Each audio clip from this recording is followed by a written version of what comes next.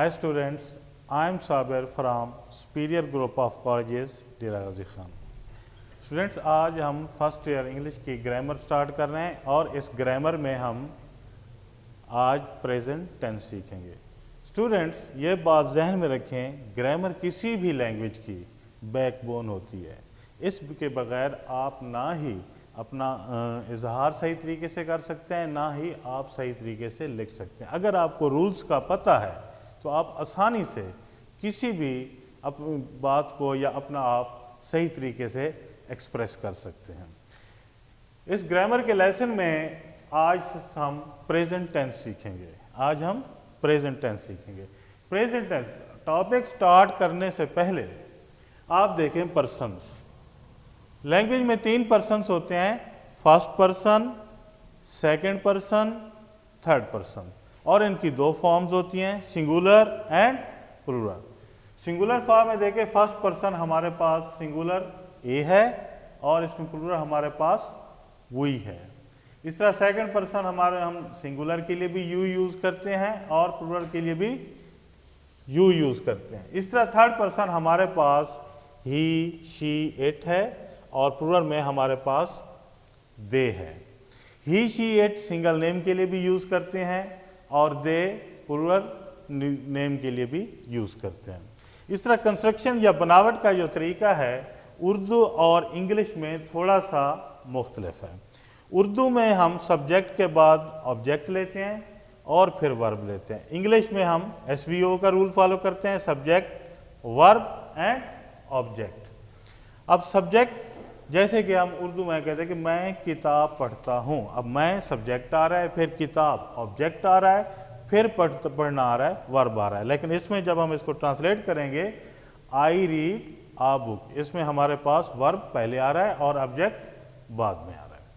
इसी तरह जब हम प्रेजेंट टेंस स्टार्ट करते हैं, प्रेजेंट टेंस में हमारे पास सबसे अहम जो चीज़ होती है वो होती है उसकी पहचान। प्रेजेंट टेंस को हम 4 हिस्सों में डिवाइड करते हैं, present indefinite tense, present continuous tense, present perfect tense and present perfect continuous tense.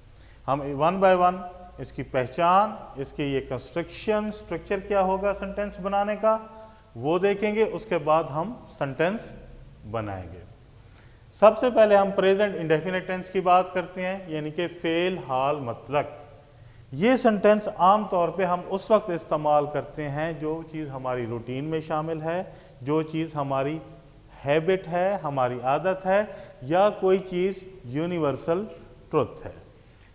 जैसे कि हमारे पास सेंटेंस है, अब इसकी पहचान है प्रेजेंट इंडेफिनिट टेंस, इसके ता है, ती है, ते हैं, ते हो वगैरह आता है सेंटेंस के आखिर में। जैसे हमारे पास सेंटेंस है, वो पतंग उड़ाता है। अब देखिए आखिर में ता है आ रहा है। जब हम इसको ट्रांसलेट करेंगे, ही फ्लाइज अ काइट। अब देखिए मैंने यहां फ्लाई की बजाय फ्लाइज किया है। सेंटेंस यहां देखिए, जब स्ट्रक्चर की बात, तो अगर सेंटेंस में सब्जेक्ट हमारे पास ही है, शी है, इट है, या हमारे पास सिंगल नेम है। सिंगल नेम से मुराद जैसे कि बॉय, बॉयज ना हो, बॉयज प्लूरल है, बॉय। इस तरह मैंने ES का इजाफा कर दिया इसके अंदर, ही फ्लाइज अ काइट। अब क्या है कि वो सेंटेंस, यहां देखें हम पतंग उड़ाते हैं, वी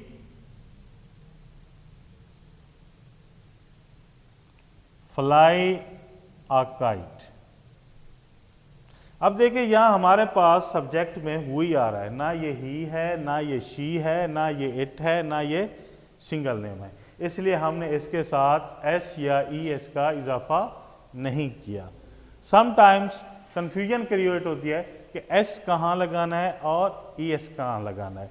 जिस वर्ब के एंड में S, SH, CH, X या O आ जाए, उनके साथ हमेशा ES का इजाफा होता है, बाकी सबके साथ S का इजाफा होता है।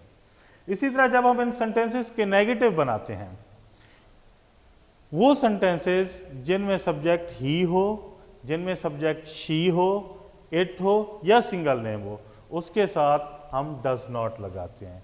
जैसे he does not fly a kite. अब यहां से ईएस खत्म हो जाएगा क्योंकि यहां हमने ईएस का डू के साथ ऑलरेडी इजाफा कर दिया हुआ है। इसी तरह जब हम इसका इंट्रोगेटिव या सवालिया सेंटेंस बनाएंगे, इसी डज को उठा के हम शुरू में लगा देंगे। Does he fly a kite. एक बात जहन में रखें स्टूडेंट्स, अगर आप सवालिया निशान नहीं लगाते तो आपका सेंटेंस गलत हो जाता है, क्योंकि क्वेश्चन मार्क सेंटेंस का हिस्सा होता है। अब इसी तरह हमारे पास ये सेंटेंस है, इसका जब हम नेगेटिव बनाएंगे, we do not fly a kite. क्योंकि यहां हमारे पास सब्जेक्ट वी है, ये प्लूरल है, ना ये ही है, ना ये शी है, ना ये इट है, ना ये सिंगल नेम है, इसलिए हमने डज नहीं लगाया बल्कि हमने डू लगाया है। इसी तरह जब हम इसका इंट्रोगेटिव या सवालिया सेंटेंस बनाएंगे तो हम इसी डू को स्टार्ट में लगा देंगे। Do we fly a kite और क्वेश्चन मार्क। अब आते हैं हम प्रेजेंट कंटिन्यूअस की तरफ। सबसे पहले इसकी पहचान देखें, रहा है, रही है, रहे हो वगैरह इसके आखिर में आता है। और इसका फार्मूला आप लिखा हुआ है स्ट्रक्चर, सब्जेक्ट के साथ आप इज एम आर का इजाफा करेंगे। ठीक है, जिस तरह यहाँ देखें, आई के साथ एम, वी के साथ आर, यू के साथ आर, ही के साथ इज, शी के साथ इज, इट के साथ इज, दे के साथ आर, ये लगाएंगे आप। और उसके साथ फर्स्ट फॉर्म के साथ आप आईएनजी का इजाफा करेंगे। जैसे देखें, वो पतंग उड़ा रहा है, he is flying a kite, वो पतंग उड़ा रहा है। अब देखें यहाँ इसका इजाफा हुआ और उसके साथ हमने आईएनजी भी लगा दिया। इसी तरह जब हम इसका नेगेटिव बनाएंगे, हमारे पास ये जो दो वर्ब्स हैं इनके दरमियान में हम नॉट लगा देते हैं। He is not flying a kite, वो पतंग नहीं उड़ा रहा है। इसी तरह जब हम इसका इंट्रोगेटिव या सवालिया सेंटेंस बनाएंगे, हम इसी इज एम आर को शुरू में लगा देंगे। Is he flying a kite, and you will use the question mark at the end of the sentence. Sentence के एंड में आप क्वेश्चन मार्क लाजमी यूज करेंगे। इसी तरह हम यही सेंटेंस बनाते हैं, हम पतंग उड़ा रहे हैं। We are flying a kite.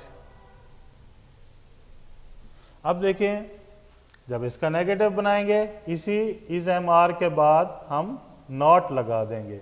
We are not flying a kite. ठीक है, इसी तरह जब हम इसी सेंटेंस का सवालिया बनाएंगे या इंट्रोगेटिव बनाएंगे, हम इसी इज एम आर को उठा के शुरू में लगा देते हैं। Are we flying a kite, question mark. Again कह रहा हूं, क्वेश्चन मार्क आप लाजमी यूज करेंगे, अगर आप नहीं करते तो आपका सेंटेंस इनकरेक्ट होता है।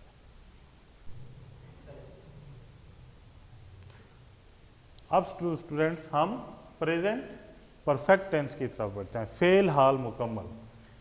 स्टूडेंट्स इसकी पहचान है, चुका है, चुकी है, चुके हैं। ये सेंटेंस उस वक्त हम यूज़ करते हैं जब कोई काम मुकम्मल हो चुका हो लेकिन उसके असरात अभी बाकी हों। कभी कभी ये सेंटेंस थोड़ा सा तब्दील होके आता है, इसके एंड में अलिफ है, छोटी ये है, या बड़ी ये हो वगैरह आ जाता है। लेकिन बाज़ ये भी कहते हैं कि इन के साथ इसमें ने का आना भी ज़रूरी है, यानी कि ने भी इसमें आता है। फार्मूला क्या है, हम इसमें हैज़ और हैव यूज़ करते हैं। सब्जेक्ट देखें, तमाम सेंटेंसेस के अंदर सब्जेक्ट भी सेम है, वर्ब भी, ऑब्जेक्ट भी चेंज है, सेम है, लेकिन जो चीज़ तब्दील हो रही है वो वर्ब तब्दील हो रहा है। इसलिए वर्ब को कहते हैं क्राउन ऑफ इंग्लिश लैंग्वेज। ये इंग्लिश लैंग्वेज का ताज है। अगर आपको वर्ब का इस्तेमाल आ गया तो आपको 80% इंग्लिश ग्रामर आ जाती है। इसी तरह जब भी हम हैज़ हैव का इस्तेमाल करेंगे, हम हैज़ हैव के साथ हमेशा वर्ब की थर्ड फॉर्म यूज़ करते हैं। हैज़ हैव के साथ हमेशा वर्ब की थर्ड फॉर्म यूज़ करते हैं। जैसे वो पतंग उड़ा चुका है, he has flown a kite. आ की जगह आप यहाँ दा भी यूज़ कर सकते हैं, क्योंकि वहाँ यूज़ हो रहा है ऑलरेडी। किसी चीज़ को जब भी हम दूसरी बार यूज़ करते हैं, उसको दूसरी बार मेंशन करते हैं तो उसके साथ दा लगाते हैं, लेकिन कॉमनली क्योंकि हम ए यूज़ करते आ रहे हैं तो हम यहाँ ए ही यूज़ करेंगे। ठीक है। अब जब हम इसका नेगेटिव बनाएंगे तो क्या बनेगा, ही हैज़। जैसे मैंने कहा कि दो वर्ब के दरमियान हम लगाते हैं, he has not flown a kite.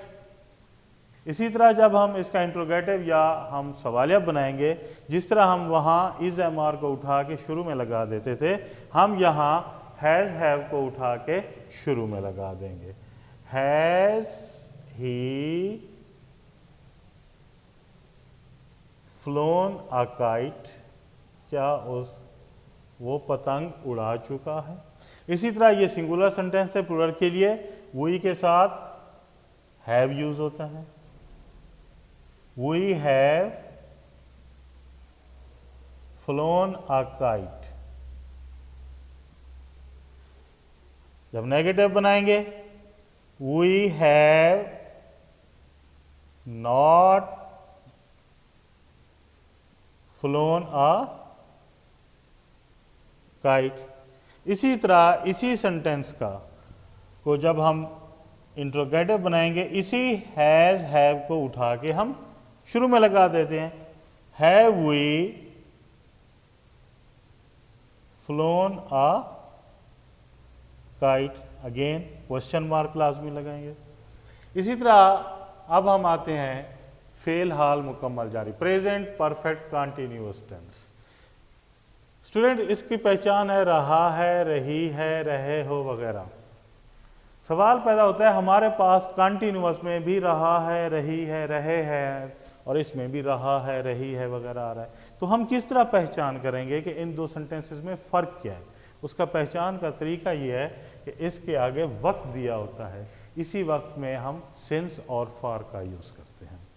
यहाँ देखें, हैज़ बीन, हैव बीन, ये इसका स्ट्रक्चर है, प्लस वर्ब के साथ आईएनजी ये लगा हुआ है, ऑब्जेक्ट है, तो उसके बाद हम सिंस और फॉर का इस्तेमाल करेंगे।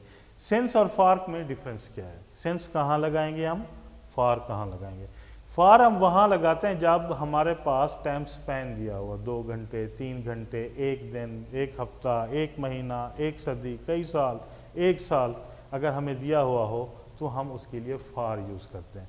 दूसरे लफ्ज़ों में अगर आसान लैंग्वेज में समझें इसको, ये है कि जब हमें वक्त की शुरुआत और एंड दोनों दिए जाएं तो हम फॉर लगाते हैं। जैसे यहाँ देखें, वो 2 घंटे से पतंग उड़ा रहा है, ही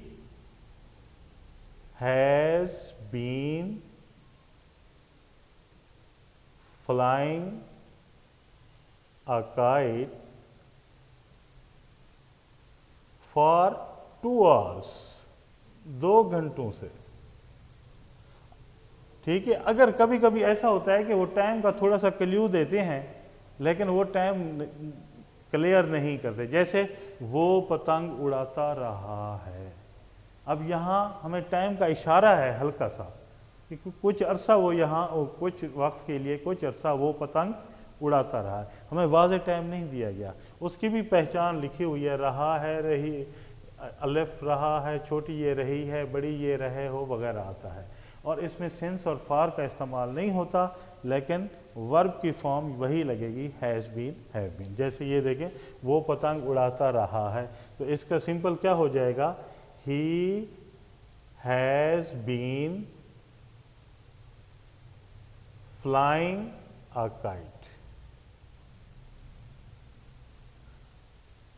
ठीक है, अब उसमें सेंस और फॉर का हम इस्तेमाल नहीं करेंगे क्योंकि उसने भी वक्त का इशारा तो दिया है लेकिन उसने वक्त को मेंशन नहीं किया।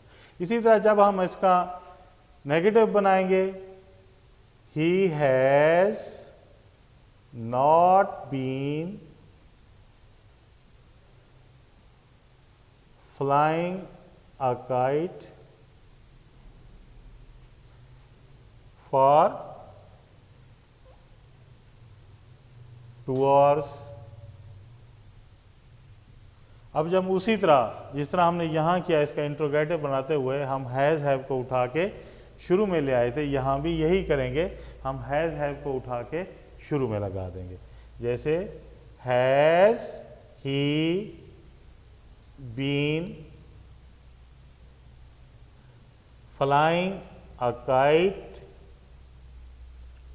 For 2 hours। Question mark, student question mark में बार बार इसलिए मेंशन कर रहा हूं कि अक्सर स्टूडेंट्स जब स्पीडली लिखते हैं, क्योंकि टाइम का मसला होता है लिखते हुए, तो वही क्वेश्चन मार्क भूल जाते हैं। जहन में रखें, अगर क्वेश्चन मार्क आप नहीं लगाएंगे तो आपका सेंटेंस गलत हो जाता है। इसी तरह हमारे पास वो सुबह से पतंग उड़ा रहा है, यहाँ देखिए, यहाँ 2 घंटे थे हमारे पास, एक टाइम स्पेन था, यहाँ सिर्फ हमें शुरू का वक्त दिया हुआ है, इसलिए यहाँ हम फॉर लगाएंगे और यहाँ हम सिंस लगाएंगे। We have been